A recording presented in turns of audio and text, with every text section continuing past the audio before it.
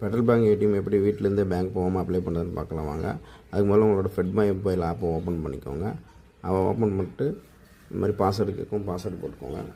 நீங்கள் ஏற்கனவே 2 ATM வச்சுருந்துச்சுன்னா open பண்ண முடியாது. ஒரு ஏடிஎம் பிளாக் பண்ணிட்டு தான் இந்த ஆப்ஷன் மறுபடியும் அப்ளை பண்ண முடியும். அதனால் ஏடிஎம் 2 வச்சுருந்தா பிளாக் பண்ணிடுங்க. பண்ணிவிட்டு பாருங்கள், ஓப்பன் பண்ணிட்டு கார்னரில் ஒரு ஆப்ஷன் இருக்குது பார்த்தீங்களா, அந்த இதில் பாருங்கள் சர்வீஸ் ரெக்வெஸ்ட்னு ஒரு ஆப்ஷன் இருக்கும். அந்த ஆப்ஷனை சூஸ் பண்ணிக்கலாம். அதிலே பாருங்கள் நிறைய ஆப்ஷன் இருக்குது. அதில் நம்ம ஒன்று தான் பார்க்க போகிறோம். இப்போ டெபிட் கார்டு எப்படி அப்ளை பண்ணி பார்க்க போகிறோம். அதில் பாருங்கள் கடைசியாக ஒரு ஆப்ஷன் டெபிட் கார்டு ரெக்வெஸ்ட்னு இருக்குது. அந்த ஆப்ஷனை சூஸ் பண்ணிக்கோங்க. அதை சூஸ் பண்ணிவிட்டு உங்களோட டீட்டெயில்ஸ் எல்லாம் காமிக்கும். பாருங்கள், உங்களோட அக்கௌண்ட் நம்பரு, டெலிவரி பாருங்கள், உங்களோட நீங்கள் பேங்க்கில் எந்த அட்ரஸ் கொடுத்துருக்கீங்களோ அந்த அட்ரஸுக்கு டெலிவரி ஆயிரும்.